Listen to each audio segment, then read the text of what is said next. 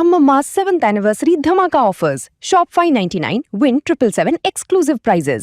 WhatsApp లో order చేయండి, gift పట్టండి.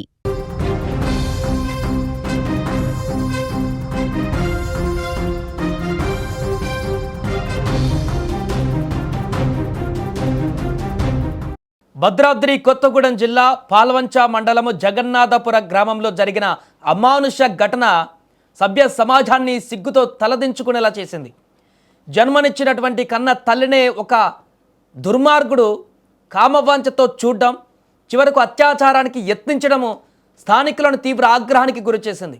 గ్రామానికి చెందినటువంటి బానోతు పవన్ అనేటువంటి వ్యక్తి ఆదివారం తెల్లవారుజామున 1 గంట సమయంలో మద్యం మత్తులో ఇంటికి చేరుకొని తన కన్న తల్లిపైనే ఈ యొక్క దారుణానికి ఒడిగట్టబోయినట్టుగా సమాచారం. తల్లి కేకలు వేయడంతో అప్రమత్తమైనటువంటి స్థానికులు పక్కన ఉన్న వాళ్ళందరూ అక్కడికి చేరుకొని ఆ నిందితుడిని చితకబాది కట్టిపడేశారు. తల్లిని దేవతగా భావించేటువంటి భారతీయ సంస్కృతికి మచ్చ తెచ్చేలా ఈ యొక్క దుర్మార్గుడు చేసినటువంటి దారుణ ఘటన ఇప్పుడు సంచలనంగా మారింది. ఈ ఘటన చోటు చేసుకోవడం ప్రతి ఒక్కరిని కూడా ఇప్పుడు కలిచివేస్తుంది. మద్యం మత్తు వికృత మనస్తత్వం మనిషిని ఎంతటి పశువుగా మార్చేస్తుందో ఈ ఘటన మరోసారి బయటపెట్టిందని అక్కడి గ్రామస్తులు ఆగ్రహాన్ని వ్యక్తం చేస్తున్నారు. కన్న తల్లిపైనే అత్యాచారం చేసే స్థాయికి దిగజారినటువంటి ఈ దుర్మార్గుడి పైన, ఈ రాక్షసుడి పైన అత్యంత కఠిన శిక్ష విధించాలని, ఇలాంటి వారిని సమాజంలో తిరగనివ్వకూడదంటూ కూడా ఇప్పుడు స్థానికులు తీవ్ర అసహనాన్ని వ్యక్తం చేస్తూ ఆ గ్రామస్తులందరూ కూడా అతన్ని పూర్తిగా చితకబాది పోలీసులకు అప్పచెప్పినటువంటి పరిస్థితి. ఈ ఘటనకు సంబంధించిన పూర్తి వివరాలు మా ప్రతినిధి ఉదయ్ ఫోన్ లైన్లో మరిన్ని వివరాలు అందిస్తారు. ఉదయ్, ఏం జరిగింది ఆ గ్రామంలో, గ్రామస్తులు ఏమంటున్నారు, పూర్తి వివరాలు ఏంటి? ఈ భద్రాద్రి కొత్తగూడెం జిల్లా పాల్వంచ మండలం జగన్నాథపురం గ్రామంలో సభ్య సమాజం సిగ్గుతో తలదించుకునే ఘటన చోటు చేసుకుంది. జగన్నాథపురం గ్రామానికి చెందిన బానోతు పవన్ పూర్తిగా అవారాగా తిరుగుతూ ఉంటాడు. నిత్యం మద్యంతో పాటు సేవిస్తున్నట్లు మనకు స్థానికులు సమాచారం అందిస్తారు. అయితే ప్రతిరోజు తల్లిని చిత్రహింసలకు గురి చేయడం, కొట్టడం, ఆమెపై దాడి చేయడం సహజంగా జరుగుతూ ఉంటుంది. అయితే అకస్మాత్తుగా ఈ గత కొన్ని గంటల క్రితం ఇంటికి చేరుకున్నటువంటి బానోతు పవన్ ఈ గత ఆదివారం తెల్లవారుజామున 1 గంట సమయంలో మద్యం మత్తులో లేదంటే మత్తులో ఇంటికి చేరుకుని తన కన్న తల్లిపైన దారుణానికి ఒడిగట్టినట్లు సమాచారం అవుతుంది. అయితే తల్లి కేకులు వేయడంతో అప్రమత్తమైన స్థానికులు అక్కడ చేరుకొని నిందితుడిని అదుపులోకి తీసుకునే ప్రయత్నం చేశారు. నిందితుడిని పై దాడి చేసి పోలీసులకు కూడా అప్పగించే ప్రయత్నం చేశారు. అయితే తీవ్రమైనటువంటి రక్తస్రావంతో అటు బాధితురాలు ప్రభుత్వ ఆసుపత్రికి అయితే చేరుకుంది. ఆమెకి ప్రాథమిక చికిత్స అందించే ప్రయత్నం కూడా స్థానికులు చేశారు. నిజానికి ప్రతిరోజు అవారాగా తిరుగుతూ మద్యం మత్తులో కావచ్చు, గంజాయి మత్తులో రోజు వచ్చి తల్లిని చిత్రహింసలకు పవన్ గురి చేస్తూ ఉంటాడని స్థానికులు చెప్తున్నారు. కానీ అకస్మాత్తుగా తల్లిపైనే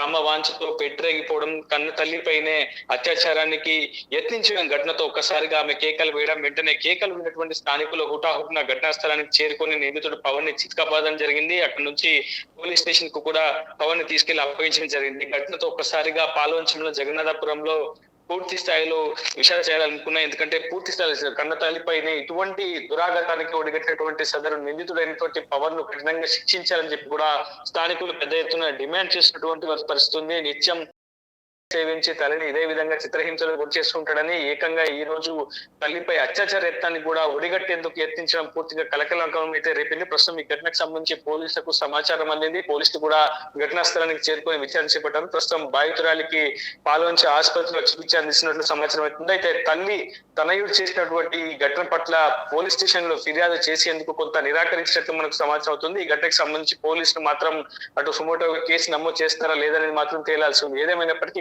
కన్న తల్లిపైనే ఇటువంటి దురాఘాతానికి పవన్ పాల్పడంతో పూర్తిగా అక్కడ ప్రాంతంలో కలకలమైతే రేపుతుంది. ఘటనపై పవన్ ను ఖచ్చితంగా కఠినంగా శిక్షించాలని స్థానికులు పెద్ద ఎత్తున డిమాండ్ చేస్తున్నటువంటి సిచ్యువేషన్ ఉంది. Sai, right, thank you Uday.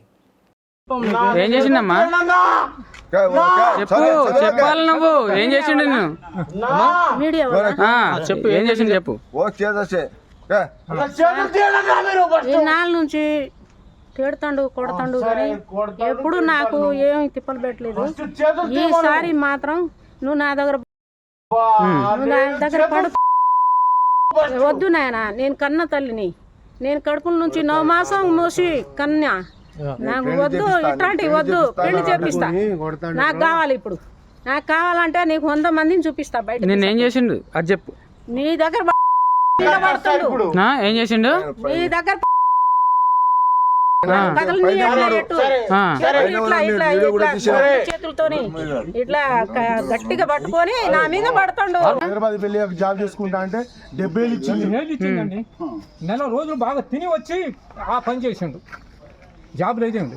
Job లేదు ఏం లేదు. మా ఊళ్ళో బుచ్చల విడిగా ఉంది. ఈ విషయం గురించి మేము చాలా చోట్ల మాట్లాడాం కూడా. వాడిని ఒక్క ఫోన్ పట్టుకుంటే మన ఇందిరాగాంధీ జగన్నాథపురంలో ఎంతమంది అంత దొరుకుతుంది. మొన్న కూడా అంతకుముందు సారి కూడా ఇలాగే జరిగితే నేను చాలాసార్లు చెప్పాను.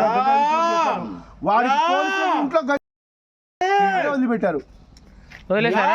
ఈ కాలుకి నీకు వాడని కొట్టింది? వాడు కొట్టడం కాదు, అది మన పెద్దనే గారు ఫోన్ చేస్తే పోయి మేము అది కొట్టడం వల్ల ఆమె బయటపడలేదు. ఆమె చచ్చిపోయేది. చచ్చిపోయేదా? మీకు వీడియో కూడా పెట్టాను. అన్న. అది ఇంకా దారుణం. అది మనం చెప్పలేని నోట్లో మాట్లాడాలి. అది పెద్దమ్మే.